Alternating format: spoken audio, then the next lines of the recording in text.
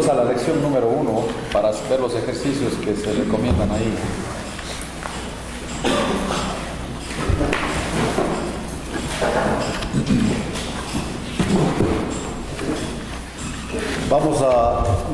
Todos tienen un cuaderno porque los ejercicios me los pueden entregar ya que terminamos y así yo archivo, porque cada estudiante va a tener un archivo de las tareas que ha hecho. Me va a tener 16 tareas cada estudiante, entonces ya compré un archivero solo para los estudiantes, para que me manden las tareas hechas, ¿no? Entonces la página 9 está ahí los ejercicios de la lección 1 y lo vamos a hacer juntos. ¿Les parece? Sí. Vamos a 2 de Timoteo 3, 16 y 17. O sea, ustedes determinan hasta qué punto van a mandarle cuán extenso va a ser. Lo que yo les recomiendo es que todo lo que hacen aquí de los ejercicios, luego lo usen con sus estudiantes. Recuérdense que la idea es que ustedes van a enseñar a otros esto. Entonces, todo lo que hacen lo van a poder tener como parte de sus notas extras para ayudar a los que ustedes van a compartir de cómo lo hicimos, cómo lo hicieron ustedes. ¿Está bien? Entonces vamos a 2 de Timoteo 3:16.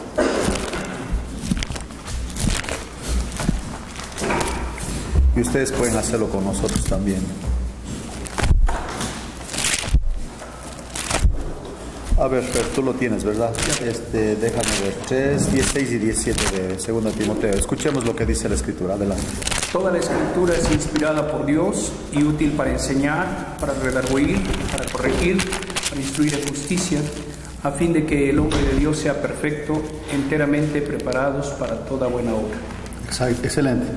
Entonces aquí, al analizar, dice, escriba los 4 verbos y con la ayuda de un diccionario defina cada uno. ¿Cuáles son los 4 verbos que están ahí? Primero, es útil para enseñar. Enseñar, luego redarguir, corregir e instruir en justicia. Entonces, hay un dato bien interesante de que aquí necesitan un diccionario bíblico, pero también les muestro, miren en la pantalla cómo se puede hacer esto para encontrar las definiciones.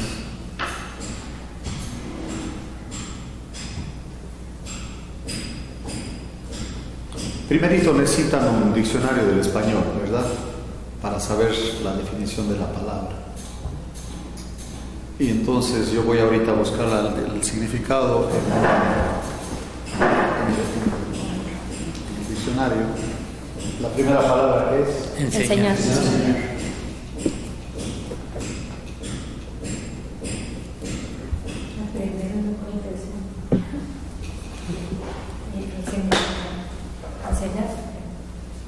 Vamos a ver el significado etimológico que hay de la palabra.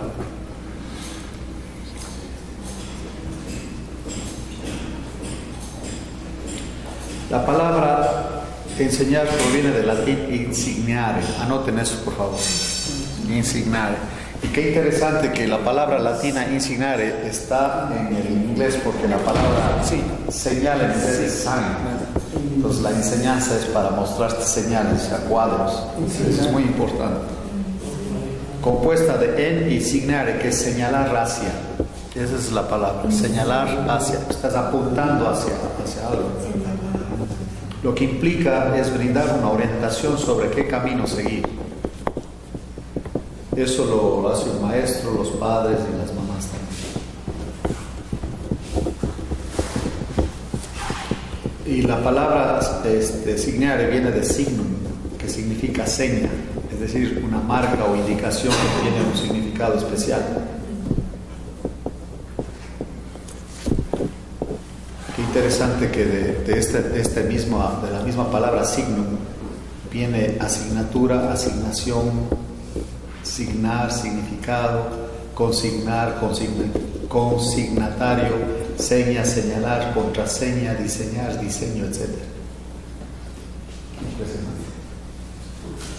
Fíjense todo lo que envuelve la palabra enseñar. Ahora, en la Biblia, el término, si ustedes lo ven conmigo, vamos a Romanos, y eso lo van a encontrar en el diccionario bíblico.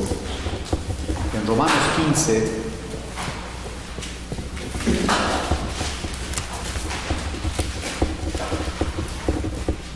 dice que el Antiguo Testamento, versículo 4, Rubén, ¿lo tienes tú? Porque las cosas que se escribieron antes para nuestra enseñanza se escribieron, a fin de que por la paciencia y la consolación de las Escrituras tengamos esperanza. Sí, fueron escritas para nuestra enseñanza. Por eso dice que la palabra es útil para enseñar. Y la idea aquí es que los cuadros que nosotros tenemos en el Antiguo Testamento nos muestran, si vamos a ir en esa dirección, eso te va a pasar. O sea, es como yo siempre digo, estaba yendo a Veracruz y en una curva peligrosa estaba un bocho hecho pedazos. Y encima del bocho un letrero que decía maneja con cuidado. O sea, la idea es ahí que si no tienes cuidado te va a pasar como le pasó al bocho, esa es la idea. Y la Biblia tiene un montón de señales o de cuadros así. Como dice, mire, esto es... Ah, no estamos grabando, sí estamos grabando. Sí. Oh, qué bueno. No, eso no me di cuenta. Ok. Entonces, ven cómo cuando uno ya se mete a analizar los términos se amplía el panorama, porque uno cuando piensa en enseñar solo piensa a un maestro repitiendo una idea y nada más. Ahora, si ustedes ven en el libro de los Hechos el Señor cómo lo hacía. En el capítulo 1 del libro de los Hechos y el versículo 1, miren lo que dice ahí.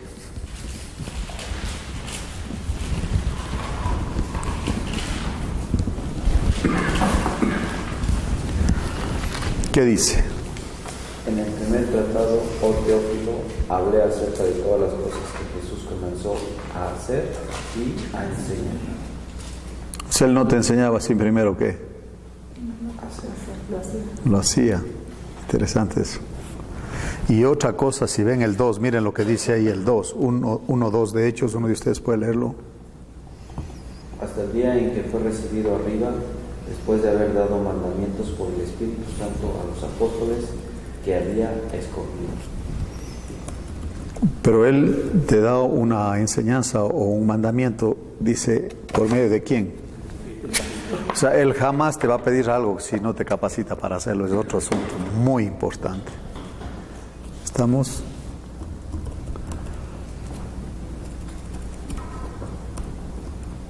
Ahora, viene en 2 de Timoteo 2:2.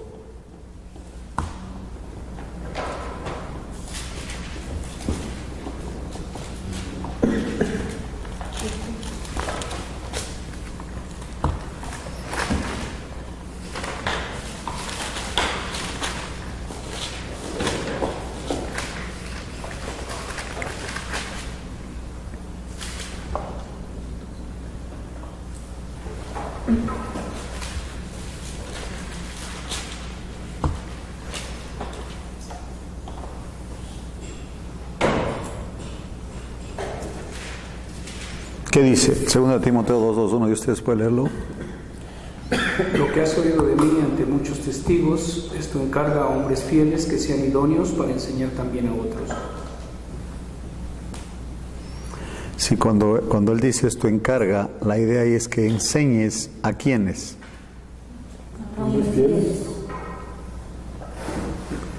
Que estos a su vez, ¿qué van a hacer? Sí, que eso es muy interesante, ¿no? Entonces imagínense, si la enseñanza que uno está dando está mal, ¿qué va a pasar? Después, más abajo, dice, ¿quién te dijo eso? No, pues me dijo acá, no hombre, la regó, todito la regó. Entonces ahí la importancia, miren Santiago 3:1.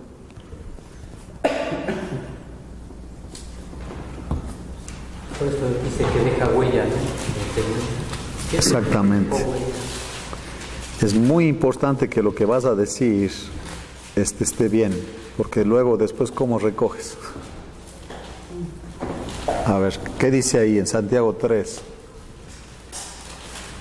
Hermanos míos, no os hagáis maestros muchos de vosotros, sabiendo que recibiremos mayor condenación. Wow. Eso le pone a uno en una situación de que tienes que estar bien enterado, porque de lo contrario, si hablando de compartir una enseñanza, esa enseñanza debe ser lo suficientemente bien estudiada, lo que sea, para que pueda repetirse 100 veces, 1000 veces y da lo mismo porque es bíblico y no va a cambiar. Pero cuando es algo que es flojo, no sirve para nada, y peor cuando queda grabado, por ejemplo. A mí me preguntan de ciertos tipos que salen en el internet, le digo, este es un hereje apasionado, este es un comediante hereje, etcétera, porque ya uno los oye y se da cuenta que nada que ver. Y como están acostumbrados a que la gente que les oye no tienen la capacidad de discernir, entonces por eso se salen con la suya aparentemente. Pero eso no dura, porque lo que no es de Dios no hace nada, no pasa nada, o sea, no hay ningún fruto, no avanza a ningún lado. Miles Stanford decía que lo bueno de esos maestros, entre comillas, es que se eliminan solos. Ellos mismos se eliminan. Entonces ese es el tema de la enseñanza. ¿Cuál era el otro término? Redarguir. Vamos a ver el tema ese en la palabra redarguir.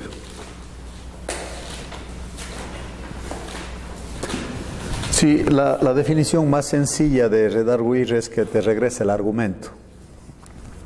En 2 Timoteo 3, ahí está, ¿verdad? Acabamos de ver eso. La palabra griega es elekos, que significa convencer, reprobar y por implicación amonestar. ¿Sí? Son los sinónimos. La raíz de la palabra es prueba o convicción. Se trata de presentar evidencia o prueba. Una forma de la palabra significa refutar o amonestar. La Biblia de las Américas utiliza la palabra reprender. Así que ahí tenemos, por ejemplo, el ejemplo de David. Cuando Natán le presenta a la oveja, ¿se acuerdan del pobre que mata a la oveja y el rico? Y dice David, dice, el que tal hizo debe morir. Pero Natán le dice, ese eres tú. Sí, la idea ahí es que le regrese el argumento. Y David está hecho pedazos. El boomerang es un ejemplo porque lo lanzas y te regresa. Entonces la palabra de Dios, como el Señor decía, si vas a ver la paja en el ojo de tu hermano, saca la viga de tu ojo primero. O sea, ese es redarguir. Lo que él hizo con la adúltera, ¿no? Siempre la idea de que los que estaban ahí tenían piedras para apedrearle a la mujer. Yo he oído que dicen eso. La verdad, las piedras no eran para la mujer, eran para Jesús. Era una trampa.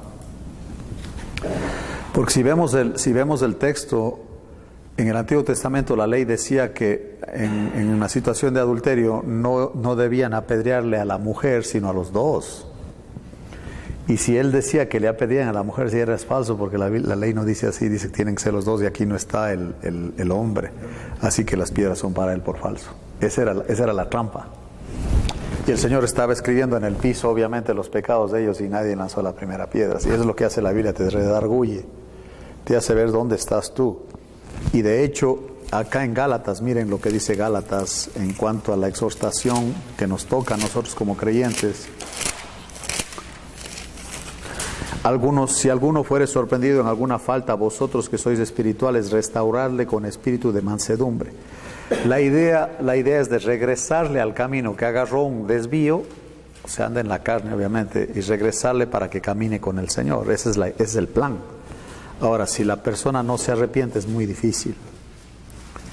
No, dice, restaurarle con espíritu de mansedumbre, considerándote a ti mismo, no sea que tú también seas tentado. Es decir, que no sea que a ti también te pase lo mismo. ¿Entiendes? Entonces eso de redarguir es lo que la palabra hace. Y en Colosenses nos da una prevención o sea, antes de exhortar, mire lo que debe haber.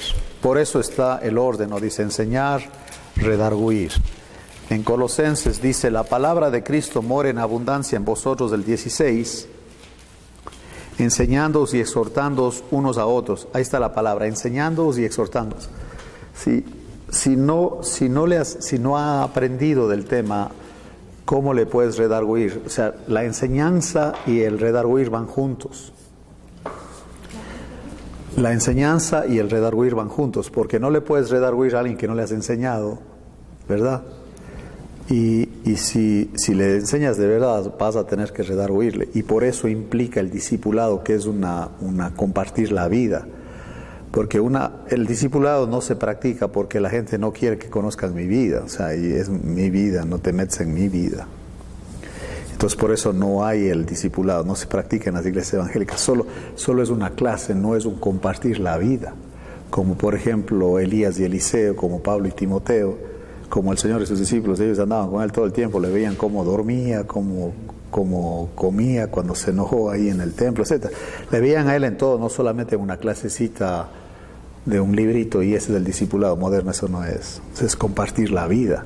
Y eso implica que el que anda contigo te va a decir, pero tú me estás enseñando mal porque tú haces diferente. O sea, tú eres mentiroso.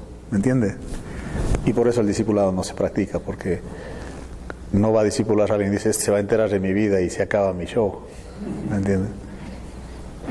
No, ya se acabó el teatro que estoy haciendo. Entonces, en Colosenses dice, enseñándoos y exhortándoos. ¿Ve qué interesante es eso? Y eso es lo que hace la palabra. No es solamente exhortar, sino tiene que haber enseñanza, sino no hay base para redarguir. Y la palabra lo hace, por eso te da los ejemplos. El contexto de la predicación o enseñanza bíblica, entendiendo de que se trata de convencer a una persona por presentar evidencia adecuada de que debe haber un cambio de pensamiento, actitud, conducta, convicción, en cuanto a la aplicación práctica, eso es en lo práctico, y uno no le va a redarguir si no vive. Por eso no se hace eso, ¿entiende? Y si no vive porque no tiene la Biblia, entonces es una implicación tremenda. Cuando uno está estudiando la Biblia, hay mucho más posibilidad de que haya una exhortación de verdad, o sea, para regresarle al hermano que camine como debe. Pero eso implica que el que va a ser exhortado también lo reconozca. Y el que no tiene la escritura no lo reconoce. O sea, porque la carne se esconde, se escuda. Por eso las iglesias enormes son famosas, porque ahí la gente se esconde. O sea, ahí nadie le dice, oye, eso que andas haciendo está mal, ni mucho menos. Recuerdo que estaba en un auditorio enorme y empezó a llegar gente, hombres que llegaron tarde, con gafas atrás, se sentaban atrás. Yo les digo, a ustedes que vienen crudos, esa es una obra de la carne. Se lo dije desde el púlpito, ¿no? Y la única victoria sobre eso es del Espíritu Santo. Varios de ellos se pararon y se fueron y habían dicho que yo les había ofendido. Digo, ofender. Pues si estás crudo, ¿qué quieres que te diga? E imagínense que yo llego a la prédica con gafas y apestando a whisky barato. No, pues no es por ahí. O sea, redarguir es eso, pero obviamente la persona que no es creyente no acepta eso. Y esa es una de las razones por qué no se practica el redarguir tampoco. Se redarguye con el ejemplo. Exactamente. O sea, por la vida de Cristo que es reconocido por el Espíritu Santo en uno. Sí. Como el inicio de la práctica, el hombre principal no se ve como espiritual. Así es. Lo que sí te digo, que en la vida de la iglesia, Pablo, por ejemplo, a Emineo y Fileto les dijo que eran como gangrena. ¿Sí? Él va a parar eso. Mira, eso es un dato muy importante, porque el trabajo más difícil de liderazgo no es enseñar, es frenar a los herejes y a los bandidos, a los vividores. Mira lo que dice, por ejemplo, podemos ver con Pablo en Filipenses, vamos a ver. Si uno diría que estaba enojado, no. Simplemente dice él, en el 3.1 dice, por los demás hermanos gozaos en el Señor, a mí no me es molesto el escribir las mismas cosas. O sea, esto ya lo he dicho antes, pero no importa, vamos a decir, lo voy a decir otra vez. Y para vosotros seguramente ya les fastidia esto, ¿no? Guardaos de los perros, guardaos de los malos obreros, guardaos de los mutiladores del cuerpo, que eran los de la circuncisión, que estaban enseñando que si no te circuncidas, que es una enseñanza falsa, no puedes ser salvo. ¿Entiendes? Entonces, él les llama perros. Imagínate, ni se miden en el lenguaje, porque dijo, esto hace mucho daño. Y parte de la enseñanza es eso. ¿Entiendes? Porque cuando aparece un lobo, la responsabilidad del pastor es de enfrentar al lobo. no puede hacerse el sonso y retirarse porque se va a llevar las ovejas, hermano. Va a despedazar las ovejas. Y luego limpia el mugrero después. Y la enseñanza falsa, es muy difícil porque, imagínate, para mí con esto del mensaje y todo, lo más tedioso ha sido siempre hasta que el creyente suelte lo que trae. Tardan años en soltar todas esas ideas. Y aún así hay hoy día creyentes que cuando no saben al respecto de algo, automáticamente lo hacen como en el antiguo, en el método antiguo. ¿Entiendes? Porque no saben. O sea, ¿cómo hago aquí si yo no sé esto? No tengo idea. Por eso necesitamos estudiar la Escritura para saber directamente lo que dice la Escritura. En Gálatas también, por ejemplo, mira, él a los judaizantes dice: mas si no aún nosotros o un ángel del cielo os anunciare otro evangelio diferente a lo que hemos anunciado, otro evangelio, maldito. Sea anatema quiere decir maldito. Entonces, qué interesante que la enseñanza tiene que ser bíblica. O sea, a mí me muestras dónde está eso en la Biblia y vamos bien, si no, nada que ver, ¿entiende? Y Timoteo 3, miren lo que dice 1 Timoteo 3. Y esa debe ser la característica de la iglesia. O sea, si alguien se junta con nosotros cuando terminó la reunión y se va, debe decir: aquí estudian la Biblia. O sea, aquí no hay ninguna autoridad excepto la Biblia. Dice en el 3:15: para que si tardo sepas cómo debes conducirte en la casa de Dios, que es la iglesia del Dios viviente, columna y baluarte ¿de qué? De la verdad. O sea, aquí puedes adornarla como quieras, pero aquí estudiamos la Biblia. Y la Biblia es la autoridad. Y creemos en la inspiración plenaria total y no andamos con eso de que bueno, depende, que no sé qué. Porque el 80% de los evangélicos en los Estados Unidos no creen que la Biblia es la palabra de Dios. Por eso la iglesia está como está. O sea, no hay absolutos. Nada es absoluto, todo es relativo. Entonces ese es el redarguir. Aceptar utilizar un argumento en contra de quien lo usó. O sea, te devuelve el argumento, la Biblia te devuelve el argumento. Como Pablo dijo: ustedes que juzgan se condenan a sí mismos porque hacen lo mismo. Qué impresionante, ¿no? Simplemente es que te regresa el argumento, te regresa. O sea, lo mismo que tú estás condenando, lo mismo se te regresa a ti porque haces lo mismo, dice Pablo en Romanos 2. Eso es lo que hace la Biblia, nos redarguye. Sí, por eso la gente no quiere leer la Biblia. Ya se dan cuenta por qué, ¿no? No, hombre, dijo esto, se me sabe todo lo que ando haciendo yo. Y a mí me dicen, especialmente cuando tengo que hablar de la carne o lo que sea, haz de cuenta que me dice: me está describiendo, ay, cómo sabe mi vida. Es que así es todo hombre, o sea, no eres solo tú, todos somos iguales, ¿entiendes? Eso ya es patético porque todos somos iguales, así. No estoy dirigiendo a ti, me estoy dirigiendo, yo soy el primerito de todo el montón porque somos carnalotes, ¿me entiendes? Entonces, el redarguir, el que sigue, ¿cuál es? Corregir.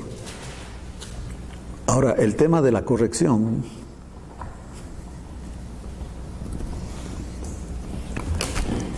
también se pone. Imagínense que estoy oyendo que dice en allá donde yo vivo, están cantando: si no hubiera sido por el Señor. Hay un coro que dice: si no hubiera sido por Él. Y el que está dirigiendo dice: no es así, según él va a corregir, ¿no? Dice: no es así, es si no hubiera juido por Él. O sea, la corrección que él está haciendo está echando a perder. ¿Ya me entendieron? O sea, por eso tienes que tener la Biblia, porque si no vas a corregir como así no se dice, pero te manda peor, o sea, parece Cantinflas o sea. Ahí está el corregir, de señalar una falta, error o defecto, pero con la intención de enmendarlo, de corregirlo, no de eliminar a la persona que siempre y cuando, dice Pablo, en lo posible que estemos en paz con todos los hombres, porque hay gente que de plano no le interesa, ni modo. Llamar la atención a una persona y expresar severamente desaprobación por lo que ha hecho.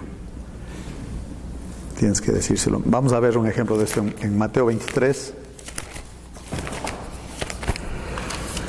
Me dice un amigo mío, un ingeniero amigo mío, dice, oye, yo nunca le había visto al Señor así, yo tenía otro concepto de Él, dice. Cuando le ve lo que dijo a los fariseos, dijo, no, hombre, el Señor, wow, se la bañó, dicen ahí.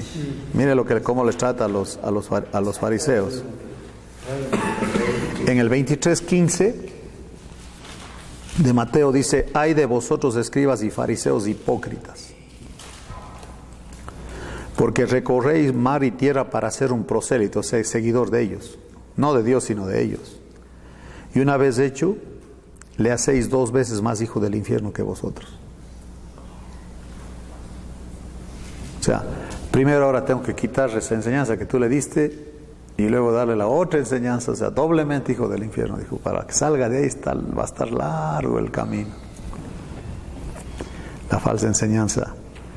Y el corregir es esto, ¿no? Y el Señor con ellos fue muy duro, porque ellos saben, Él sabe el daño que ellos hacen. Dice, doblemente hijo del infierno. Dices, ya son incrédulos, y ahora con esto que les enseñaste, les mandaste más atrás. Francis Schaeffer acuñó un término que es bien interesante, lo que él dice: a las personas hay que pre-evangelizarlas, dice él. O sea, haz de cuenta que el evangelio está aquí y la persona está bien lejos, ¿no? Primero tienes que traerle cerca y luego le das el evangelio. Y eso nosotros lo entendemos, por eso las cronológicas sí funcionan, porque las cronológicas le preparan a la persona para oír el evangelio. ¿Por qué? Porque si tú hablas de Dios, por ejemplo, toda la gente tiene su propio concepto de Dios. Primero tienes que darle el concepto de Dios bíblico, ¿me entiendes? Entonces estamos hablando de la misma persona, de lo contrario estamos hablando de 2 personajes diferentes. Luego tenemos que entender qué es el pecado, porque si una persona no ve que es un pecador, ¿para qué necesita Salvador? Por eso a mí siempre, cuando estoy enseñando las cronológicas ahora, cuando llego al tema de antes de entrar a Cristo, tenemos que ver la ley, ¿no?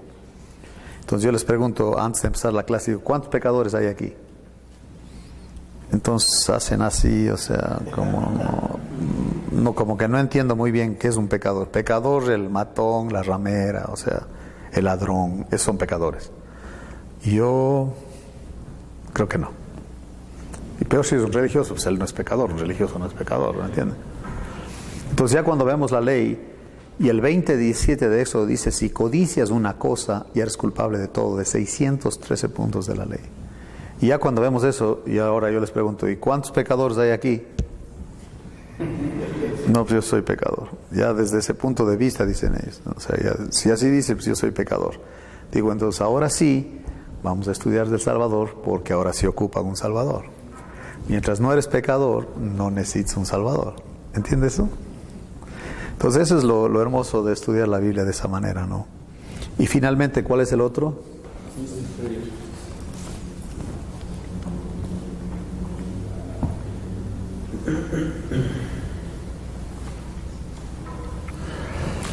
Ahora, entre la enseñanza y la instrucción hay una diferencia. Y esta es la diferencia. Cuando dice instruye al niño en su camino, ¿sí?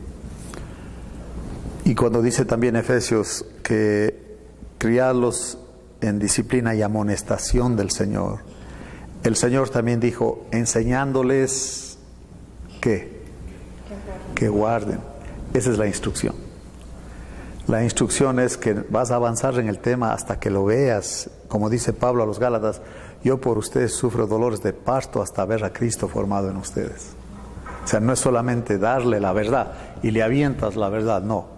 Es a verle que realmente le está entendiendo, ver que realmente lo cree, ver que está obedeciendo, ver que realmente está haciendo un impacto a la palabra en su vida. Entonces eso es el discipulado. ¿Ah?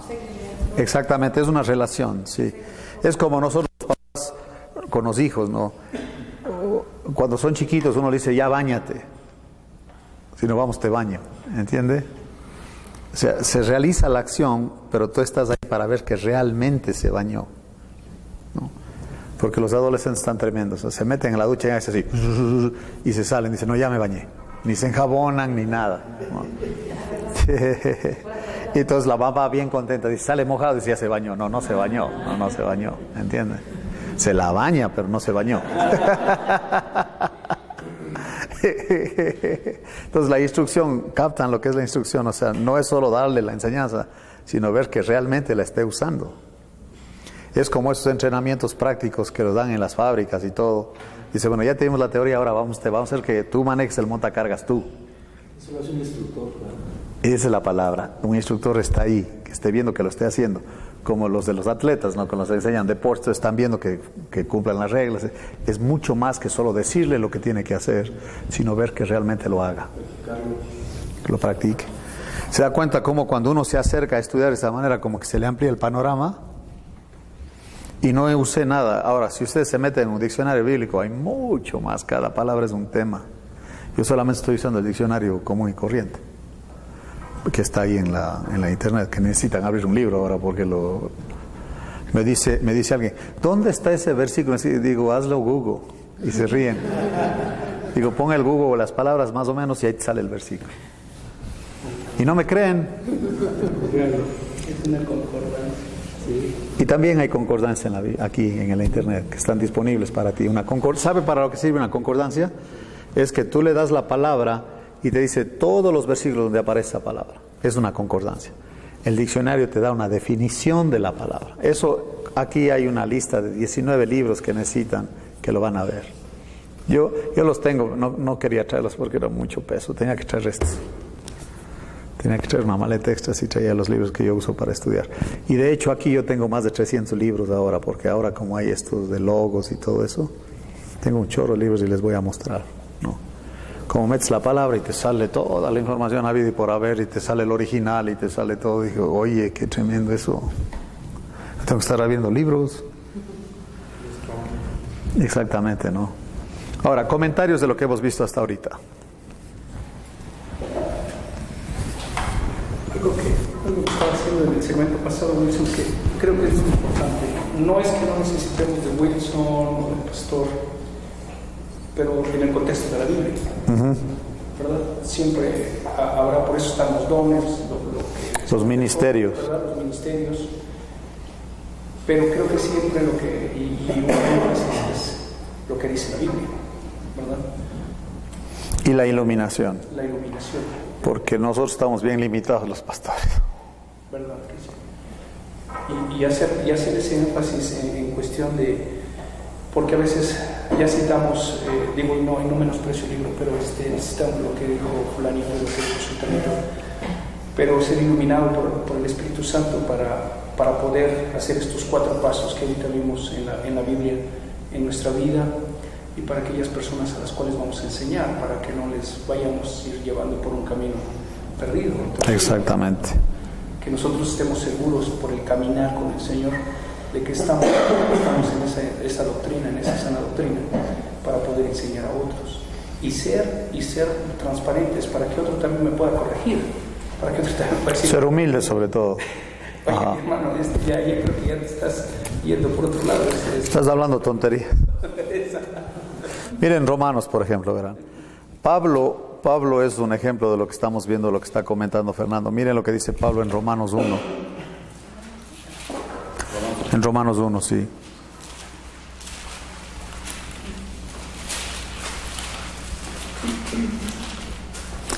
Voy a leer, dice del 1:10, dice, rogando que de alguna manera tenga al fin, por voluntad de Dios, un próspero viaje para ir a vosotros. Él no empezó la iglesia en Roma, ni Pedro. Porque si hubiera sido Pedro el pastor, como dice la Iglesia Católica, él le hubiera mandado saludos y no está en la lista. De todos los hermanos de Roma que están en la lista no aparece Pedro porque él no estaba ahí. Él no era el pastor ahí. Entonces dice acá, en el 10, por la voluntad de Dios un próspero viaje para ir a vosotros, porque deseo veros para comunicaros algún don espiritual a fin de que seáis confirmados. O sea, eso es para crecimiento. Esto es, y eso es lo hermoso, dice, para ser mutuamente confortados por la fe que nos es común a vosotros y a mí. Qué actitud, ¿eh? O sea, él no se pone por encima de ellos, sino que mutuamente vamos a edificarnos. Y eso es lo lindo cuando todos están estudiando la Escritura, porque si yo me equivoco, ustedes que ya estudian dicen que así no es, Wilson, así no era, ahí se te fue, ya se te olvidó. Ah, tienes razón, así no es. Ese versículo dice otra cosa. Que eso es la idea. Imagínate que ayuda el tener en la iglesia al pastor y a los ancianos y a los hermanos que conocen la Escritura, que llegue alguien que anda en otra onda. ¿Qué va a pasar? Pues no le aceptan. Porque todos les redarguyen, pues todos dicen, es que así no es. Sí. Pero no es porque yo digo, porque este me cae mal. Es por simplemente así no es. O sea, no importa quién sea. Por eso Pablo dice, si yo o un ángel, no sáquenme a patadas, dijo, maldito, es maldito, este es maldito, este no debe estar aquí. Y él mismo se pone ahí, es interesante eso, ¿eh? Dice, yo me vuelvo loco, me trastorno, lo que sea, y empiezo a hablar estupideces, sáqueme de ahí, hermano, porque no es así. Ni a mí, ni yo mismo estoy libre de eso, dice, de ese hereje. Qué interesante esa actitud. Ahora, cuando tienen ustedes a un infalible, ese está bien sonso. O sea, que un campesino, un hermano campesino no me pueda enseñar a mí, que el Espíritu Santo no le use para enseñarme, eso está muy feo, porque eso es orgullo. Cualquier hermano te puede compartir a ti y ser de bendición a tu vida, ¿o no? ¿Sí? Entonces ya, vamos a lo que sigue entonces aquí de lo que estamos viendo. Y eso de memorizar, por ejemplo, los versículos, ese es un buen par de versículos de memorizar. Dice, la palabra de Dios toda ella es inspirada por Dios y útil para, y ahí dice, ¿verdad? Entonces es lo 1. 2, de acuerdo a Esdras 7:10, vamos a ver Esdras 7:10.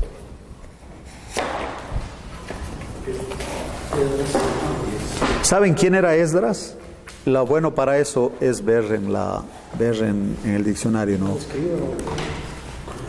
Vamos a ver quién era Esdras. Porque luego uno dice, y Esdras escribió el libro, pero ¿quién era ese fulano?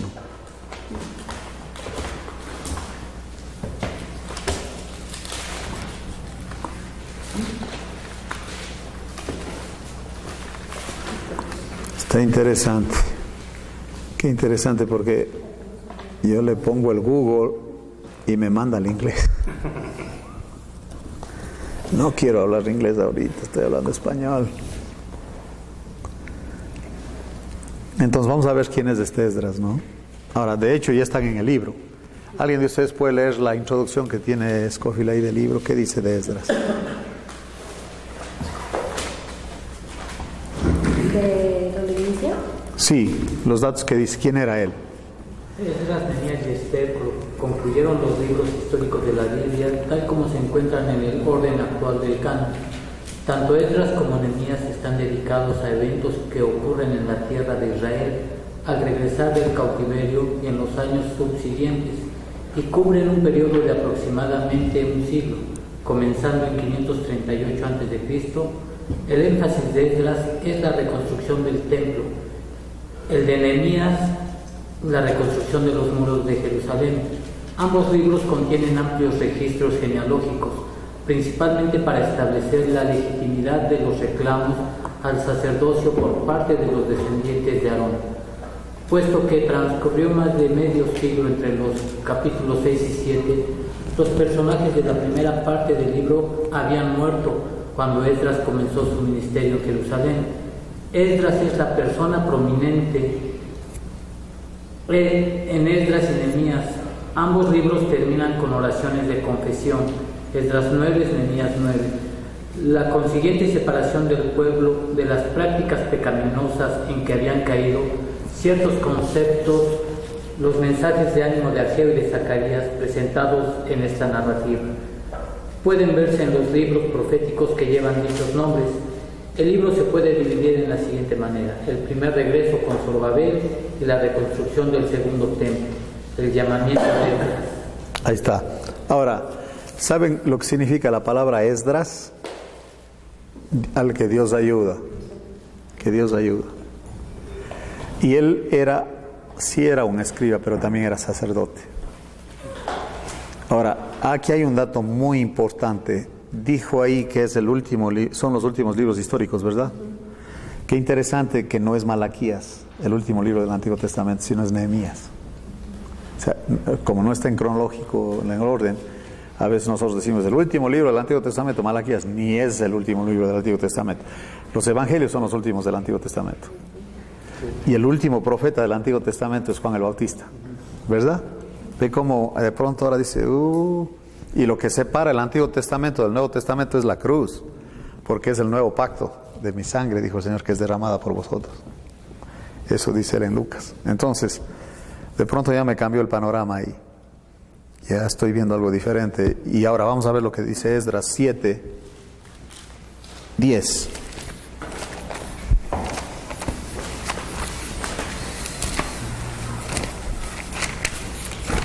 Porque Esdras había preparado su corazón para inquirir la ley de Jehová y para cumplirla, para enseñar en Israel sus estatutos y decretos. Entonces, ahí está el orden del estudio bíblico. ¿Cuál es primerito lo que hacemos? Preparar el corazón. Sí, eso es lo que hemos dicho, implica esfuerzo de él, está dispuesto en su corazón, él quiere esto. O sea, no le va a sacar la vuelta cuando de pronto no sabe y tiene que investigar, ¿entiende? Entonces dice él que preparó su corazón. ¿Se acuerdan cómo a Lidia el Señor le preparó el corazón también? Sí. Entonces ese dato es muy importante. Y luego ya tiene el corazón preparado, ¿pero para qué? Inquirir. Ahora esta palabra inquirir es bien importante, por eso les digo que siempre es bueno estudiar con un diccionario. ¿Me entienden lo que digo? Porque vamos a ver qué quiere decir esto de inquirir. Indagar diligentemente. Eso es, tú acabas de citar la Biblia, para eso es verdad eso. El Señor dijo en Juan 5:39, escudriñad las Escrituras porque a vosotros os parece que en ellas, ¿qué? Que en ellas tenéis la vida eterna. Interesante, ¿no? Entonces vamos a ver la palabra inquirir, dijimos.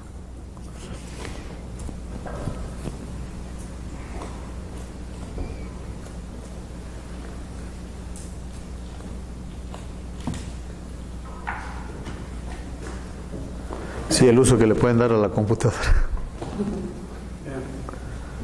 Obvio, como digo, si tienen los libros es genial, porque cada uno de estos ejercicios puede ser un tema de estudio bíblico. ¿Se dan cuenta?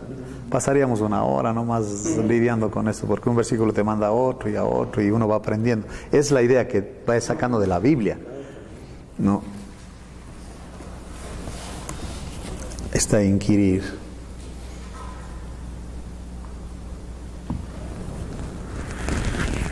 Sí, ese es un sinónimo de lo que hemos dicho de escudriñar o de indagar diligentemente. Eso, por ejemplo, hizo Lucas para escribir el Evangelio. Él fue a averiguar, ¿se acuerdan? Entonces la inspiración no te quita el investigar, ¿sí? Indagar o tratar de llegar a conocer una cosa haciendo preguntas y gestiones para conseguir una información. Entonces vas a tener que investigar, obviamente. Lucas, vamos a ver eso. Lucas, él sí inquirió en Lucas 1. Miren lo que dice Lucas 1. Te molesto con un agua, Fer, por favor.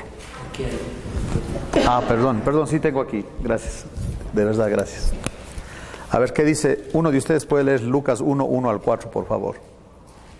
Puesto que ya muchos han tratado de poner en orden la historia de las cosas que entre nosotros ha sido ciertísima, tal como nos la enseñaron los que desde el principio lo vieron con sus ojos y fueron ministros de la palabra.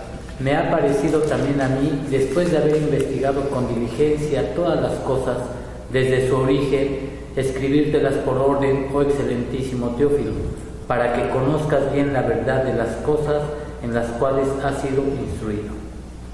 Qué impresionante, ¿no? Él investigó diligentemente. Y eso es lo que es inquirir, tratar de llegar a conocer una cosa examinándola de manera cuidadosa. Preguntar algo de manera insistente y tenaz. Y a mí sí me interesa saber estas cosas. Pues hacer preguntas, ¿no? ¿Cómo sé yo que una persona está estudiando? ¿Tienen idea ustedes por qué sé que está estudiando? Porque pregunta. ¿Y dónde está su entendimiento de las cosas? Es qué tipo de preguntas hace. Imagínense que a un evangélico después de 30 años me pregunta si es bueno ir el domingo a la reunión o no. Digo, estás loco de la patada. Eso se resolvió en la primera semana de que te convertiste a Cristo, de que eso es demasiado importante. ¿Cómo me vas a preguntar eso después de 30 años? Pregúntame de la predestinación o alguna de esas cosas. ¿Cómo vas a preguntar eso, hombre? Imagínense. O sea, el tipo de preguntas que uno hace me muestra dónde está su entendimiento. Entonces, eso de la consejería, por ejemplo, ¿no? Ahora, si una persona tiene un problema, por ejemplo, en el matrimonio, ¿qué necesita estudiar? Tiene que estudiar las lecciones del matrimonio bíblico. Porque es obvio que tiene problemas porque no sabe lo que Dios dice del matrimonio, ¿no? Porque si sabe lo que Dios dice del matrimonio y lo cree y lo está usando, obviamente que no va a tener problemas, ¿me entiende? Entonces, y es obvio que en parte de eso también tiene que estudiar el tema de la cruz, porque si tiene muchos problemas es por la carnalidad, porque es lo que nos causa problemas, ¿no es cierto? Entonces ve, lo que la persona está viviendo está estrictamente ligado en dónde está en su entendimiento la Escritura. ¿Sí? Si no sabe, ahora, póngase un ejemplo. Estoy en Nueva York, ¿no? Estoy en Nueva York con unos amigos y estamos perdidos y nos acercamos a alguien que está por la calle y dice, oye, ¿no conoces la calle esta, no sé cuántita? Y dice él, lo siento, soy polaco. Ni siquiera habla inglés. Y menos conoce la ciudad. Y tengo otro amigo que a él le ponen encargado de una institución que tiene una cultura, o sea, así se hacen las cosas. O sea, una empresa tiene una manera de hacer las cosas, dependiendo qué es lo que vende o a qué se dedica. O sea, cuál es el propósito por qué existe esta empresa, ¿no es cierto? Entonces este viene con otras ideas porque él viene de otra empresa que no encaja en esta empresa.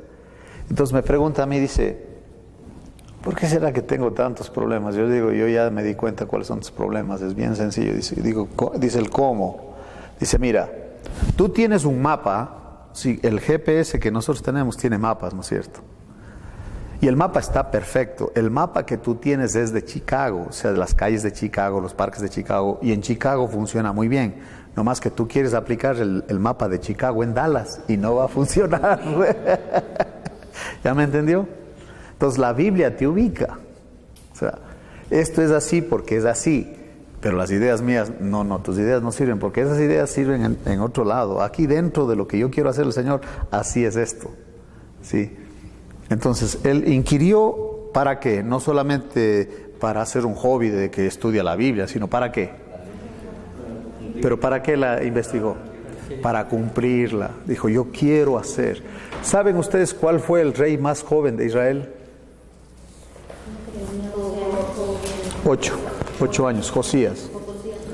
Pero ¿saben cuál fue la grandeza de ese muchacho? ¿Por qué fue un buen rey que se le compara con David? Porque tenía consejeros. ¿Sí? Y los consejeros le mandaban a la Biblia. 8 años. Y este mandó a que se restableciera el templo y que se promoviera el libro, el famoso libro, el libro de la ley. Que lo mismo le pasó a Esdras cuando encontraron el libro en el templo. Él mandó a que se lea a todos y que todos se enteren de la ley. Sí, ese es el punto. ¿Me entiende? Vamos a estudiar esto para hacer lo que aquí dice. Porque estoy viendo la ley dice y no lo hace. Digo, ¿para qué estás estudiando esto? Es como me dice a mí un muchacho, viene a mí y dice, estoy con esto, que no es que digo, bueno, aquí están las lecciones, léelas, por favor, estúdielas y si te trabas algo me hablas y lo que sea y yo te ayudo en esto para a ver dónde vas en el entendimiento de estas cosas. Se va y nunca las leyó, pero al rato regresa con el mismo problema. Otra vez, ok, te doy chance, lee las lecciones, al rato hablamos de lo que sea. Nunca las leyó. Y el problema ya se le agrandó, ya está desesperado. La tercera vez le digo, ¿sabes qué? No me vuelvas a hablar en tu vida hasta que no has estudiado las lecciones. Porque tú me estás quitando el tiempo, mi tiempo, el tiempo de mi familia, el tiempo de los hermanos. A ti no te da la gana de estudiar, no quieres realmente que haya ningún cambio. Así que ya no me fastidies. Claro que se molestó, que yo era un orgulloso, que no sé qué. Pero al rato regresa, pero ya regresa bien leído. Digo, ¿y entonces cuál es el problema? No, ya me di cuenta, dice, ahí está clarito en la Biblia. Pues ya, se llama la carne. Qué interesante, ¿no? Pero ve el punto, o sea, aquí hay una lección poderosísima. Dice, ¿para qué estudias la Biblia? ¿Para qué estudias la Biblia? ¿Para qué estudia la Biblia, Esdras? ¿Para decir yo sé más? Porque yo tengo títulos, a mí qué me importa. Es como cuando me dicen, es que este tiene un doctorado, no es que digo, ¿y a mí qué me interesa? Yo lo que quiero saber es qué le ha enseñado el Espíritu, porque si el Espíritu no le enseña, no sabe nada. Va a jactarse él, que yo, que no sé qué, que yo qué. ¿A mí qué me interesas tú? Ni el Señor Jesucristo tenía esa posición, hermano. Imagínense. Pablo, cuando le deja a Timoteo en Éfeso, ¿qué le dijo? ¿Se acuerdan lo que le dijo? Te ruego. Él no era el capataz que tú te quedas aquí, tú te quedas, nada que ver. Eso es como el Señor te dijo. Ahora yo te ruego que te quedes aquí a que ayudes a los ancianos a que no se desvíen. No andaba él de obispo mandando a los que están debajo de él poniendo encargos. Eso así no es. Eso de las jerarquías no existe en la Biblia, eso no existe. Solo el Espíritu Santo guiándonos. ¿Me entiende eso? Ok, entonces, ¿cuáles son los verbos que en Esdras?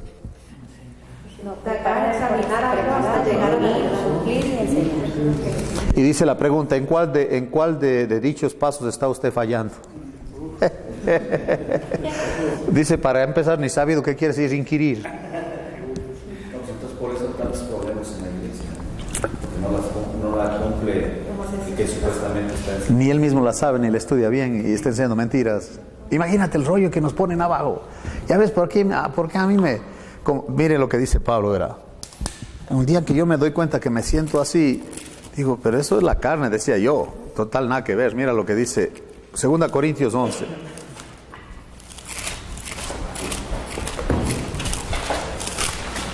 Cuando aparecen los maestros, mire la reacción que tiene él, dice, en el 29 dice, ¿quién enferma y yo no enfermo? ¿A quién se le hace tropezar y yo no me indigno? No le gustaba para nada. Y si ustedes, vamos al libro de Nehemías, ¿verdad? Solo quiero que vean un ejemplo que quizás nunca lo habían leído, pero hoy se les va a caer los pantalones ahorita cuando leemos esto, ¿verdad? Disculpen la expresión, pero es... Miren en Nehemías, vamos a ver en Nehemías.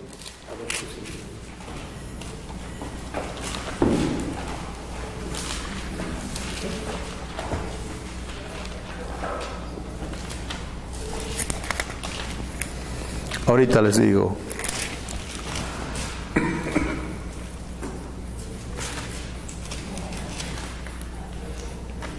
Vamos a leer en el capítulo 13, versículo 4 al 9.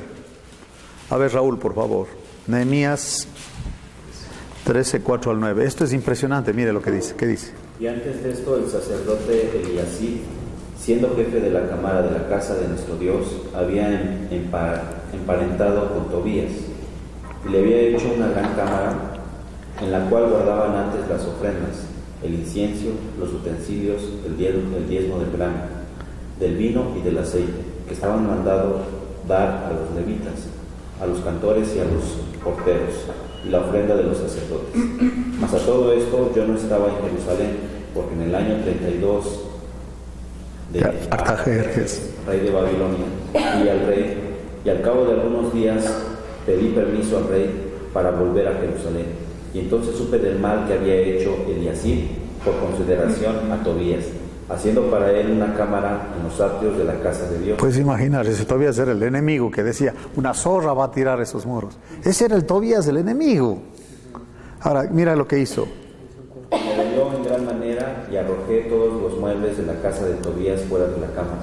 Y dije, que limpiesen las cámaras e hice volver allí los utensilios de la casa de Dios, las ofrendas y el incienso. ¿Qué hizo entonces?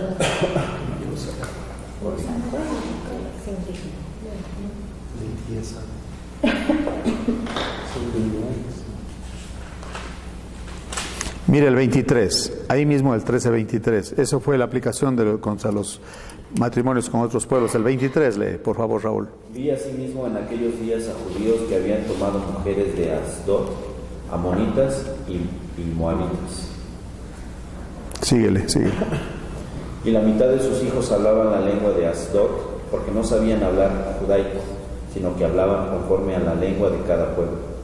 Y reñí con ellos y los maldije, y herí a algunos de ellos, y les arranqué los cabellos, y les hice jurar diciendo, no daréis vuestras hijas a sus hijos, y no tomaréis de sus hijas para vuestros hijos, ni para vosotros mismos. Imagínense, si a mí se me ocurre hacer esto, agarrar del cabello y dar una golpiza al sonso, al carnalote que me está causando problemas aquí.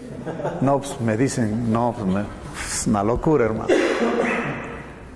Y porque digo, ese tipo no lo quiero aquí, y es una ofensa, eso ya es la pura carne. Digo, no sabes lo que va a causar esas herejías que traen, no lo quiero aquí.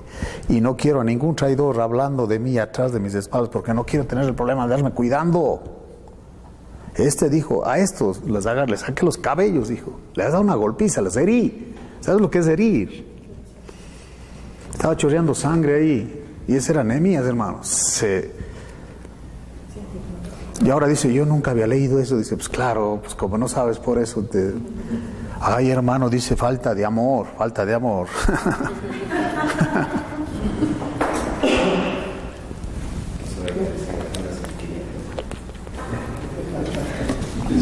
¿En qué parte vamos?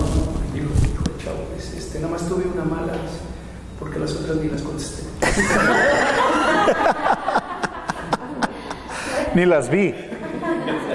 Ya con eso todavía no quise. Dijo, no, pues esto está muy directo. Dijo, estudiar así, pues ¿quién quiere estudiar así? Oye, me estás descamisando aquí, déjate de cosas. Ya ve por qué no estudiamos la Biblia,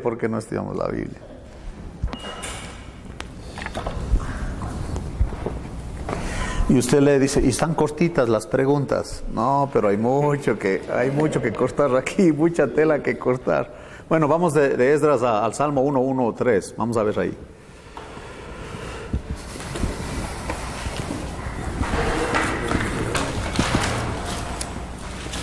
Sí, y ese salmo está pegado con Josué. ¿Se acuerdan del libro de Josué? Hermanos queridos, pásenle.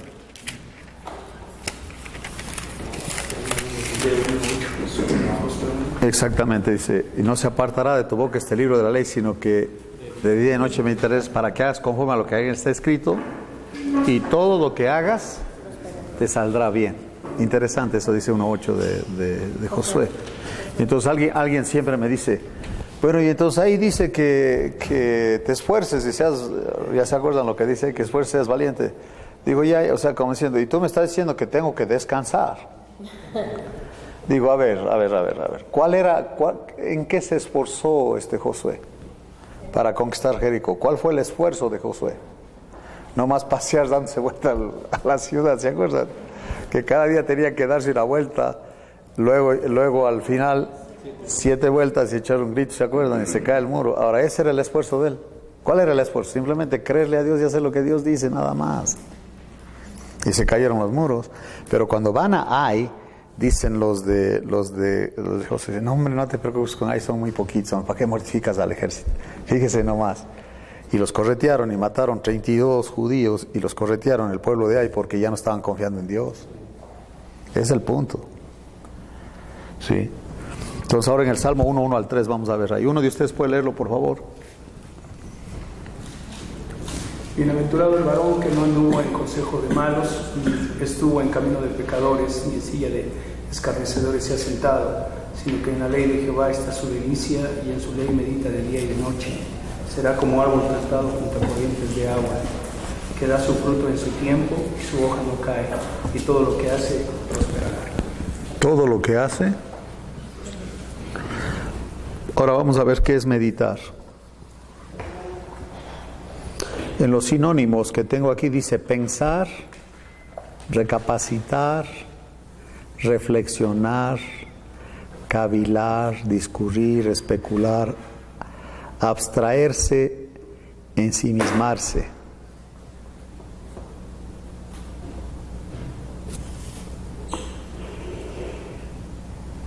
Ahora, qué interesante, eso me parece interesante, ¿no? Porque dice que debes meditar ¿en qué? En su ley. En la palabra, ¿no es cierto? Y dice aquí, los budistas usan la música para meditar. Y en la nueva era y el hinduismo, la meditación, no puedes pensar en nada, solo tienes que hacer un sonido, o sea, no piensas en nada. Eso no es meditar. ¿Ya está claro? Eso es volverse sonso. Es que es la verdad. Si meditas, tienes que meditar en la palabra, si no te vuelves sonso. ¿Han visto a los chicos que pasan jugando Nintendo 2, 3, 4 horas seguidas? Le preguntas algo y hacen así. Ya no están. Con mis hijos era bien curioso porque me dice yo, oye, tus hijos se pasan jugando esos juegos y no me hacen caso, no quieren hacer nada. Entonces yo les digo a los muchachos, miren muchachos, Yo ya averigüé con eso, lo que pasa con estos juegos. Eso no te ayuda al cerebro para nada. Es más, te hace egoísta, porque como tienes que resolverlos tú solo, te hace una persona egoísta y te hace muy agresiva, mucha competencia. Entonces, lo que vamos a hacer ahorita es que pueden jugar una media hora, pero después tienen que hacer otra media hora de actividad, leer o lo que sea. No pueden hacerla seguido. Ya, arreglado el problema. No, pues sí, ¿qué leemos? No sé, tú verás. Aquí están todos mis libros. Jonathan se agarró a estudiar griego. En serio, estoy hablando en serio. Tanto así que ahorita está dedicado a eso. Era impresionante, chamaco. Y sí, yo creo que hasta ahora juegan, pero ya no es como antes. O sea, ya se dan cuenta que si me distraigo un ratito está bien. Pero para meditar, ¿en qué voy a meditar? Tengo que meter en la palabra. Y entonces ahora vamos a ver la definición de meditar, porque tenemos que definir ese término, ¿verdad? Acabo de dar los sinónimos, pero ahorita yo quiero saber la definición de meditar. Dice, pensar y considerar un asunto con atención y detenimiento para estudiarlo. ¿Saben cómo yo lo defino? ¿Han visto que en todas las cosas que nos ofrecen abajo vienen letras chiquitas? Meditar es leer las letras chiquitas. O sea, tienes que saber todo, no nomás lo que está aparente. O sea, ¿qué implica eso? Eso es meditar. Es como jugar ajedrez. ¿Han visto los que juegan ajedrez cómo están? Como el pensador, es el monumento que hay del pensador, están así. ¿Qué están haciendo? Están meditando, ¿qué jugada? Porque la jugada que voy a hacer automáticamente me come el caballo. Si yo muevo esto me come el caballo, ¿verdad? O sea, implica algo. Eso es meditar. No meditamos, hermanos. Hacemos las cosas muy rápido. Implica que si yo hago esto, es como Joy. Miren, este es un ejemplo de lo que es no meditar. O sea, esto no debemos hacer, ¿ok? Un tío de Joy, que es canadiense, que vive cerca de nosotros, le gusta la cerveza. Y un día que nos invitó a comer carne asada, Joy vio cómo él le preparaba la carne para asarla y estaba muy rica. Y le echó cerveza. Entonces el tío ya se iba y ahí tenía unas 6 latas de cerveza. Y entonces a Joy se le hizo fácil pedirle al tío la cerveza para ella asar la carne como él lo hizo, con la cerveza que él trajo de Canadá, ¿no? Y la pone en el refrigerador. Pero viene mi hijo Esteban, que es muy, ¿cómo te digo? Él sí está viendo nomás a ver. Este es el que me ha dicho a mí que soy un hipócrita, por ejemplo, porque si tú predicas lo que no vives o algo así, ¿no? O sea, es muy concienzudo él. Y ha puesto en el Face a los hermanos diciendo, ora por papá, dice, porque ahora le está entrando a la cerveza. Yo no he sabido que mi hijo andaba diciendo a los hermanos, y claro que el Face es público, ¿me entiendes? Todos se han enterado y alguien ya hizo una broma, dije, con que ahora le entras a la cerveza. A mí me pareció, digo, este payaso de qué está hablando, yo ni siquiera, ¿cuál cerveza? Ni 8 cuartos, no. Hasta que alguien ya me dijo, es que tu hijo puso en el Face que oren por ti porque te estás entrando duro a la cerveza, porque ahí en tu casa ya tienes cerveza. Yo me quedo así, digo, híjole, esto sí que tengo que ir a ver qué pasó, porque la verdad yo no le entro a la cerveza, no, ni de inconverso, menos ahora de creyente, ¿entiendes? Y efectivamente abro el refrigerador y ahí estaba la cerveza. Entonces, ¿quién más vive ahí conmigo sino con mi esposa? ¿Entiendes? Así le digo yo, y ni me enojé ni le digo yo, ¿qué hace la cerveza esa aquí? Y ya me explica ella. Ok, digo, tú tienes que explicar a tus hijos el tema, porque para ellos yo ya me estoy entrando duro a la cerveza. Ve como si uno no medita las cosas, o sea, a ella se le hizo fácil. Que las ponga por ahí, pero escondido. O sea, ¿cómo la va a poner ahí? Es obvio que implica que alguien toma cerveza en la casa, sino ¿qué hace esa cosa ahí? ¿Me entiende? O alguien pregunta, ¿eso lo usas para asar carne? ¿Quién va a preguntar eso? ¿Entiende? Es como en el Olive Garden, ahí en McAllen, ya me conocen ahí, y el que está ahí me ve, dice, y pastor, ¿qué? ¿Vas a verte con alguien? Digo, sí, viene un hermano, quiere hablar conmigo, ¿qué? Dice, siéntate ahí en el bar y tómate un té mientras llega y te doy una silla, ¿no? O sea, la mesa. Digo, ¿estás loco? ¿Quién de los hermanos va a venir aquí a probar que yo estoy tomando té? Mira al hermanito, le encanta sus jaibolitos ahí en el bar. Ahí lo vi yo a Wilson en el bar y estaba hasta atrás. Y agregan, siempre agregan. O sea, digo, si no estoy tonto, y aquí me quedo parado, ya cuando tengas la mesa me la das, no me voy a sentar ahí, no puedo hacer eso. O sea, medita, o sea, reflexiona. ¿Qué implica lo que estamos haciendo? Compréndelo bien. Además tiene que ser, la meditación te lleva a convicciones, ¿me entiendes? O sea, esto dice así y así es. Que si no lo entiendo no importa, si dice así es. No es no, punto. pero la meditación te ayuda en eso. Y un sinónimo muy importante es el reflexionar. Ahí tienen ustedes el reflexionar.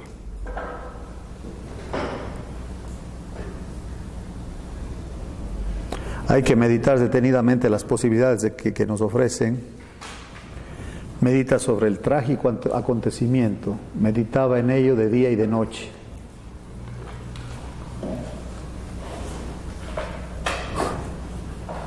Interesante lo que dice el diccionario. Dice, orar mentalmente sobre algún tema religioso.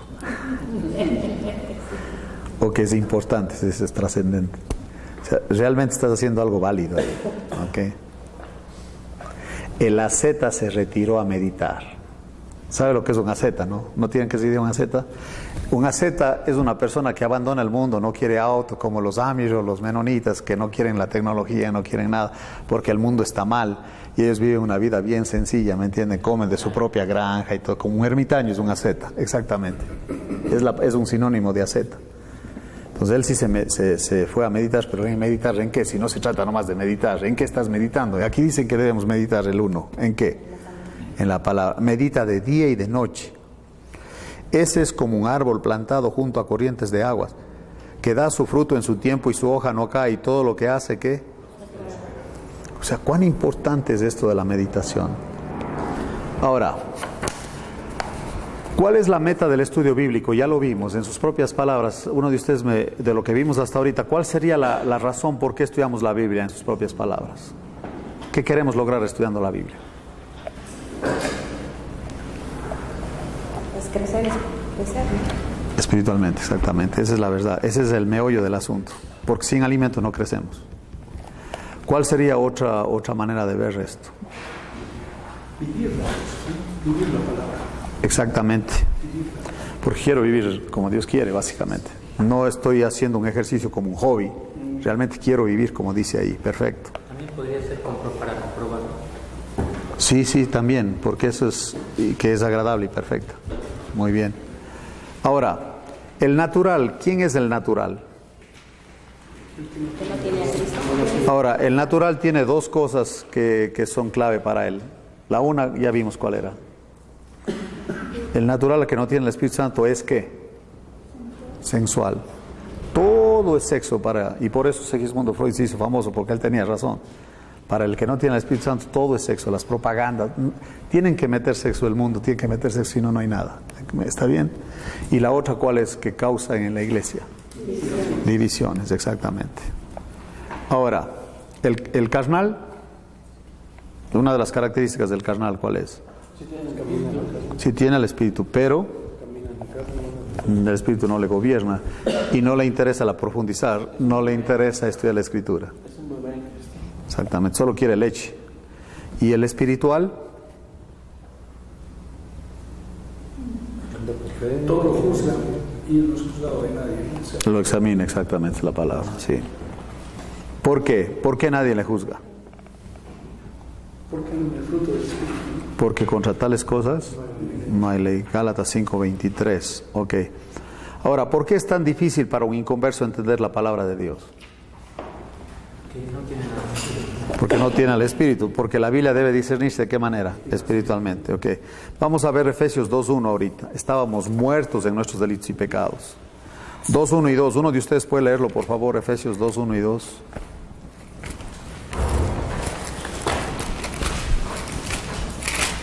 Y Él os dio vida a vosotros cuando estabais muertos en vuestros delitos y pecados, en los cuales anduvisteis en otro tiempo, siguiendo la corriente de este mundo, conforme al príncipe de la potestad del aire, el espíritu que ahora opera en los hijos de desobediencia. Ahora, 2 Corintios 4:3 y 4.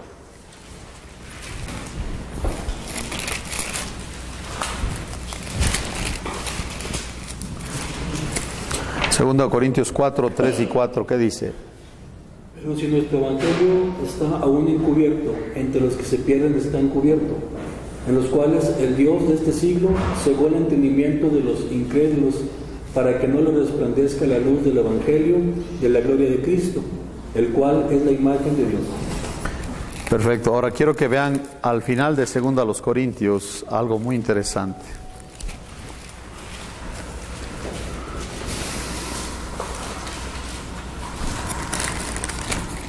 sería el capítulo 11, 2 Corintios 11.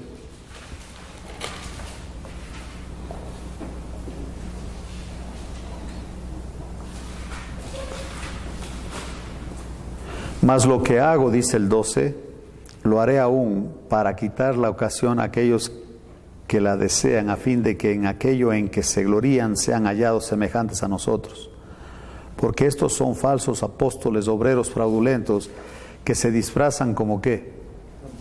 Como apóstoles de Cristo. Y no es maravilla, porque el mismo Satanás se disfraza como ángel de luz.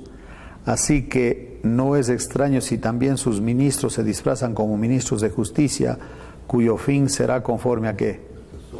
Nomás es un asunto de tiempo, como les digo, y se autodestruyen, porque la carne mata, acuérdense de eso. Ok, Salmo 14:1, ¿alguien de ustedes sabe de memoria lo que dice ese? Dice el necio en su corazón, ¿qué dice? No hay Dios. Ese es Salmo 14:1. Y Romanos 1:20 y 21, eso es la degradación del hombre, cómo se va apartando. Profesando ser sabios, se hicieron necios y cambiaron. Vamos a ver 1:20 y 21, ¿qué dice? Adelante, hermana. Profesando ser sabios, se hicieron necios y cambiaron la gloria de Dios incorruptible en semejanza de imagen de hombre corruptible, de aves, de cuadrúpedos y de reptiles. Hasta ahí nomás. Ahora, vamos a leer los versículos siguientes. ¿Cómo nos ayuda la Biblia? Salmo 119, 9 al 11. Uno de ustedes puede leerlo, por favor.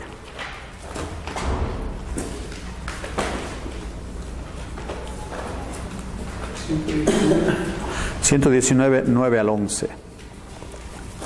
Aunque limpiará el joven su camino, con guardar su palabra. Con todo mi corazón te he buscado, no me dejes desviarme de tus mandamientos. En mi corazón he guardado tus dichos para no pecar contra ti. Entonces, eso de guardar los dichos, ¿qué es básicamente en lo que vimos? Memorizar. Salmo 119, 105 es hermoso también, porque dice que es la Biblia para nosotros. Y lumbrera en mi camino. Y Josué 1:8, que ya lo mencionamos, vamos a leerlo.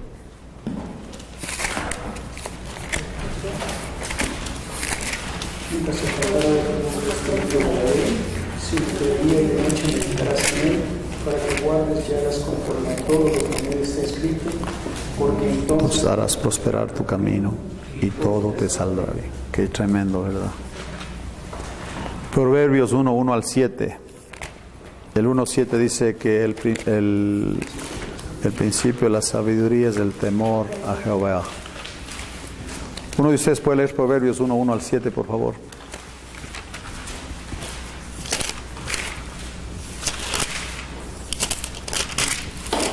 Los proverbios de Salomón, hijo de David, rey de Israel, para entender sabiduría y doctrina, para conocer razones prudentes, para recibir el consejo de prudencia, justicia, juicio y dignidad, para dar sagacidad a los simples y a los jóvenes inteligencia y cordura, oír el sabio y aumentará el saber. Y el entendido adquirirá consejo para entender proverbio y declaración, palabras de sabios y sus dichos profundos. El 7. El principio de la sabiduría es el temor de Jehová. Los insensatos desprecian la sabiduría y la enseñanza. Ahora vamos a Efesios 4:11 al 16. ¿Cómo podemos tener una iglesia madura? Porque recuerden que esa era una de las metas del estudio bíblico, es que la iglesia sea una iglesia con convicciones, una iglesia que es columna y baluarte de la verdad. Efesios 4:11 al 16.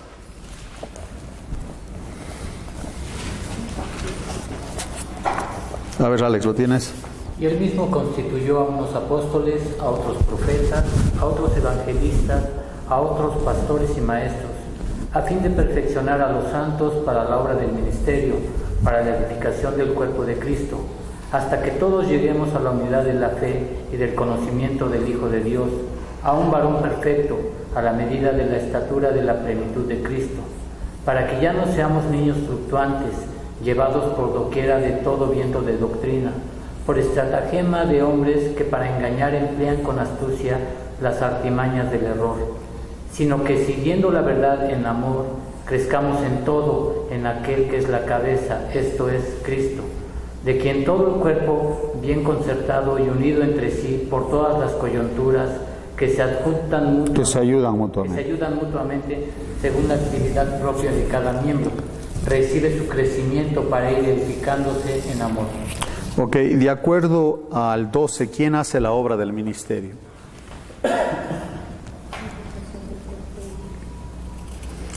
¿A fin de qué? ¿Quiénes son los santos? Entonces dice, para la edificación del cuerpo de Cristo, cuando hay ministerio y hay edificación, ¿quiénes son los que participan?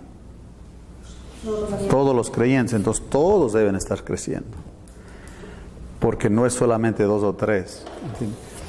El pastor Bill Hull, que es un pastor de California, escribe un libro que se llama El Discipulado, y él define la iglesia de los Estados Unidos. Dice que la iglesia de los Estados Unidos es un grupo de gente que está en el ministerio, o sea, el staff que le llaman, ¿no? Son el pastor de jóvenes, de niños, los de la música, que es un grupo de gente que ellos son la iglesia, dice, y que la gente viene a ver lo que ellos están haciendo.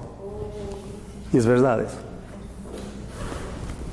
Imagínense, ese es el concepto de la iglesia, no es que todos están participando.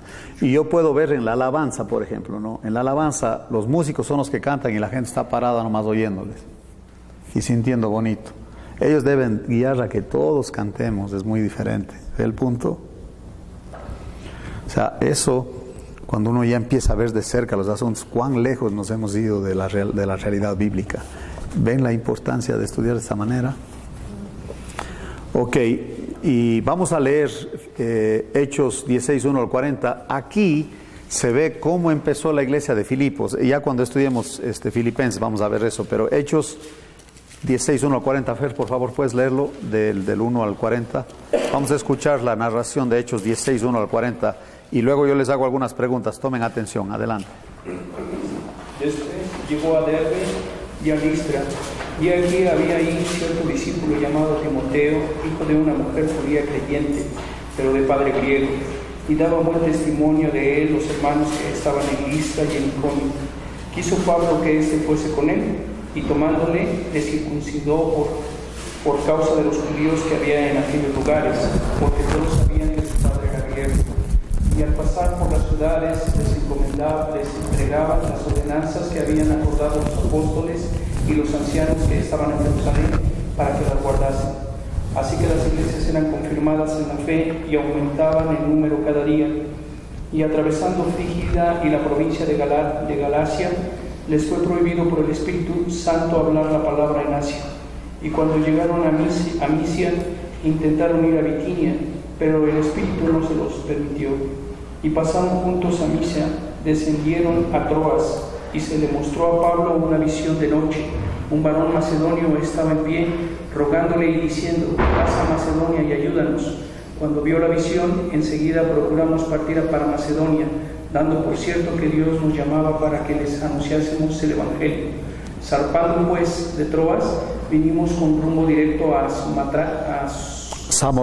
Samotracia, y el día siguiente a Neápolis, y de ahí a Filipos, que es la primera ciudad de la provincia de Macedonia y una colonia, y aún estuvimos en aquella ciudad algunos días. Y un día de reposo salimos fuera de la puerta, junto al río donde solía hacerse la oración, y sentándonos hablamos a las mujeres que se habían reunido.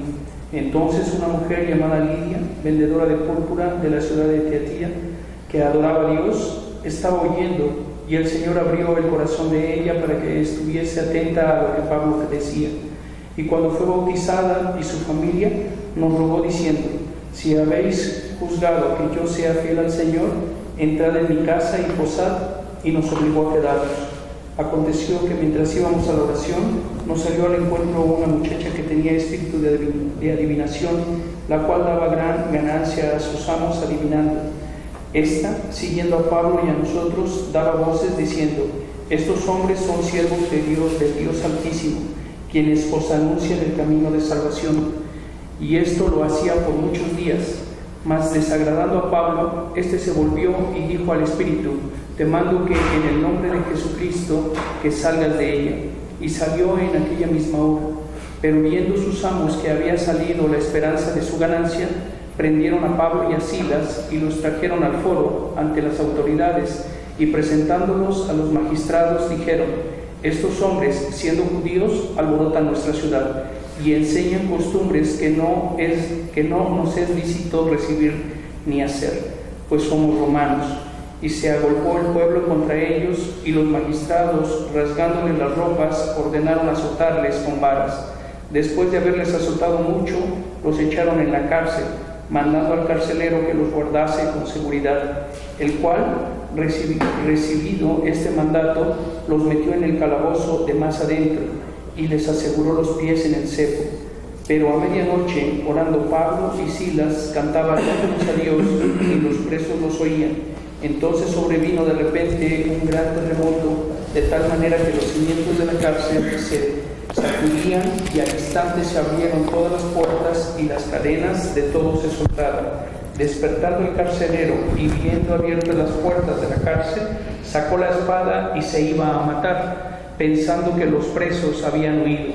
Mas Pablo, clamando a gran voz, diciendo: no te hagas ningún mal, pues todos estamos aquí. Él entonces, pidiendo luz, se precipitó adentro y temblando se postró a los pies de Pablo y de Silas, y sacándolos les dijo: señores, ¿qué debo hacer para ser salvo? Ellos dijeron: cree en el Señor Jesucristo y serás salvo tú y tu casa. Y le hablaron la palabra del Señor a él y a todos los que estaban en su casa.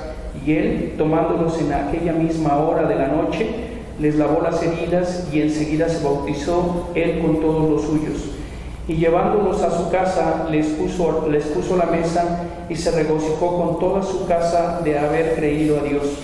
Cuando fue de día, los magistrados enviaron alguaciles a decir: suelta a aquellos hombres. Y el carcelero hizo saber estas palabras a Pablo: los magistrados han mandado a decir que se os suelte, así que ahora salid y marchaos en paz. Pero Pablo les dijo: después de azotarnos públicamente sin sentencia judicial, siendo ciudadanos romanos, nos echaron en la cárcel, y ahora nos echan encubiertamente. No, por cierto, sino vengan ellos mismos a sacarnos. Y los alguaciles hicieron saber estas palabras a los magistrados, los cuales tuvieron miedo al oír que eran romanos.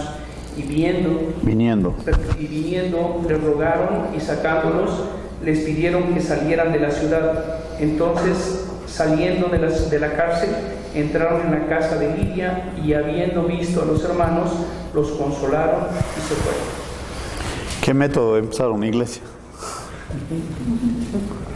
Tiene que ir a la cárcel, tiene que sacar un demonio, tiene que golpearle.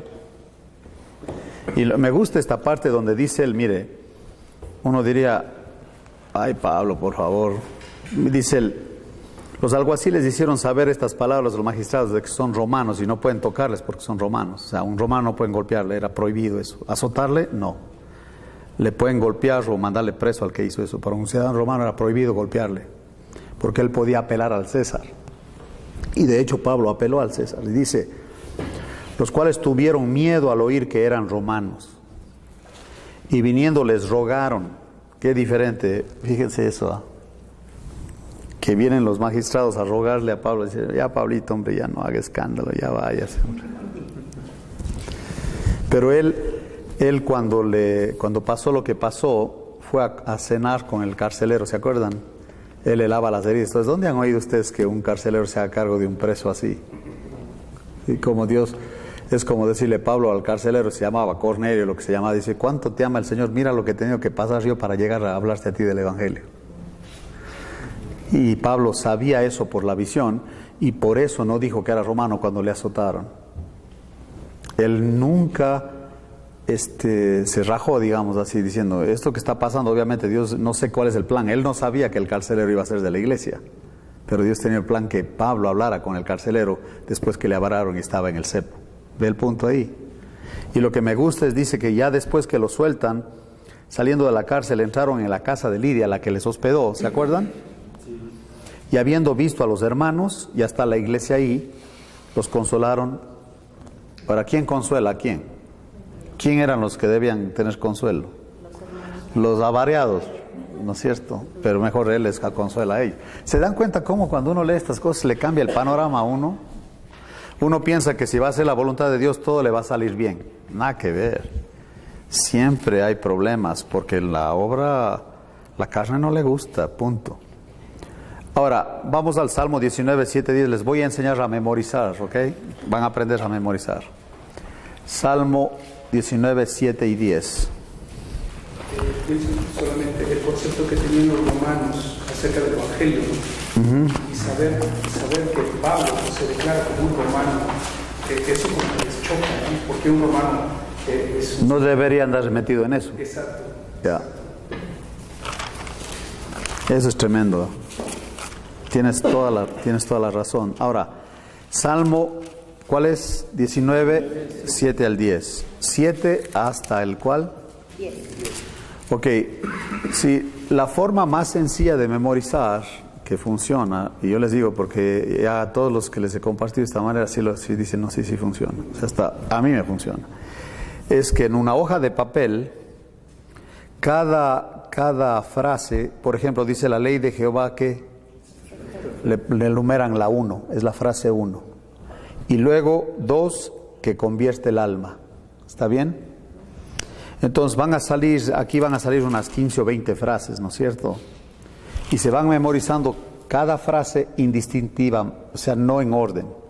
Porque es más fácil memorizarse un pensamiento y luego lo juntan y ya se memorizaron todo. ¿Sí? Entonces se van memorizando. Si tienen una pizarra pueden escribirlo todas y luego ir borrando. Y al rato ya se memorizaron todos. Sí funciona. Vamos a hacer con unos 2 versículos para parar. Vamos a hacer el 7 y el 8, vamos a memorizarlo. Dice, el 19, 7 dice, la ley de Jehová es perfecta, 1, que convierte el alma, sería lo 2. ¿Cuál es la frase 2? El testimonio de Jehová es fiel, frase 3, ¿verdad? Déjenme hacer algo aquí para poder sacarle provecho a este tema.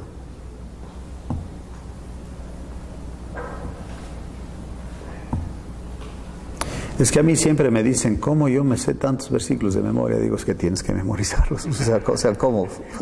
Yo amanecí un día y ya me lo sabía. No es así. Ok, la primera frase, ¿cuál es? La ley de Jehová, ¿qué? Es perfecta. Perfecto. La 2, ¿cuál es la frase 2? Que convierte el alma. No importa eso. La 3. El testimonio de Jehová es fiel. El testimonio de Jehová es fiel. La 4.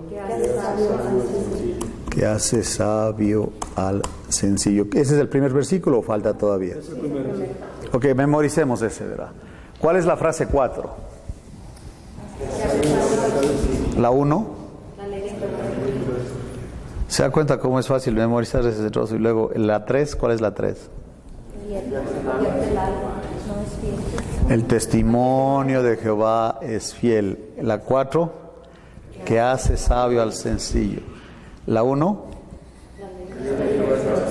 ¿qué? Entonces vamos a hacer esto, verán. Esta es la 4, ¿no es cierto? Ok, la ley de Jehová, ¿qué? Ok, Davna, ¿cuál es la número 1? ¿Cuál es la número 1? La 1, la ley de Jehová es perfecta. Ok, vamos a ver. ¿Cuál es la 3? El testimonio de Jehová, ¿qué? Es fiel. ¿Cuál es la 1, Raúl? La ley de Jehová es perfecta. La 3. El testimonio de Jehová es fiel. Es fiel, ese es muy bueno. Ok. La ley de Jehová, la número 1, todos, la ley de Jehová, ¿qué? La 2. Ok. La 3, ¿cuál es? La 4, que hace sabio al sencillo. Ya se lo memorizaron. La ley de Jehová es perfecta, que convierte el alma. El testimonio de Jehová es fiel, que hace sabio al sencillo. Bueno, yo ya me la sabía. No voy a hacer trampa, ok. No voy a hacer trampa. Y también, o sea, no voy a hacer trampa en la verdad, pero ¿se dan cuenta cómo sí funciona? ¿Cómo? Ah, pues qué bueno, qué bueno. El Salmo 23, claro, también lo cantamos. Ah, ese también sí lo cantamos, es verdad eso. Sí, la ley de Jehová es que... ¿Qué? Y luego... ¿Qué hace sabias? Ya se lo memorizaron, muchachos, les felicito. Rubén, guíanos en oración, terminamos esta sección. Padre Santo, gracias te damos, Señor, porque tú eres bueno con nosotros y, Señor, tú has visto este momento, Señor, antes de la fundación del mundo. Padre, te damos las gracias por tu palabra, por tu amor, por tu misericordia, Señor, hacia nosotros. También por tu gracia, Señor, porque aún no la merecemos, Señor, pero tú eres bueno. Te damos las gracias por todos los hermanos que estamos aquí, Señor, y te pedimos, Señor, en el nombre de Jesucristo, que pongas en este corazón a cada uno de nosotros, Señor, servirte así como lo dice tu palabra. Padre, te damos las gracias nuevamente, Señor, te pedimos que nos lleves con bien. Estamos en tus manos, Señor, porque tú eres nuestro Señor, en el nombre de nuestro Señor Jesucristo. Te damos las gracias. Amén. Amén. Todo lo que hemos visto hasta ahorita, ¿pueden resumirlo en una palabra o una frase? ¿Alguien de ustedes? Crecer espiritualmente. Crecer espiritualmente, ok. ¿Otra? No hay reposo sin la vida. Buen punto, buen punto. ¿Otra?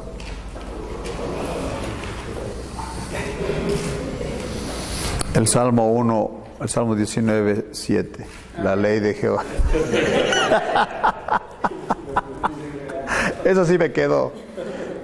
¿Se dan cuenta de la necesidad de estudiar la Biblia? Sí, qué importante es. Imagínense si en las casas, en todos lados estamos haciendo esto, ¿cómo no va a crecer la iglesia, hermano? O sea, porque crecemos personalmente nosotros y crece la iglesia, ¿me entiende? Eso es lo hermoso de esto, sí. Y teníamos planeado hacer 2 lecciones, pero solo hicimos una porque sí se nos fue el tiempo. Qué tremendo, ¿no? Fíjate. Y ya se dan cuenta del valor de los ejercicios. ¿Por qué hacerlo con otros? Les anima mucho, porque luego, wow, en una sola pregunta hay tanto que averiguar, qué bárbaro.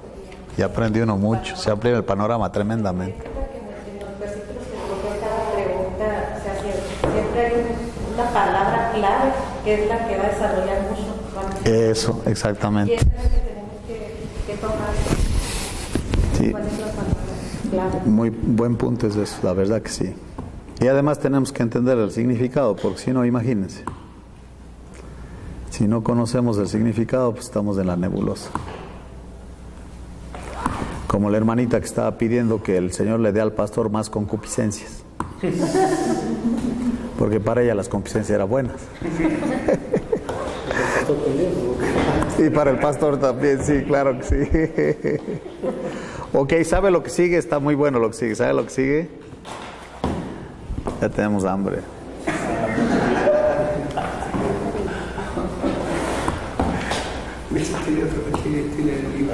Sí. ¿De métodos? Órale. Qué lindo tenerle con nosotros, hermanos. Ustedes eran parte de todo lo que hicimos ahorita y ya saben cómo hacerlo. Por favor, adelante, ¿ok?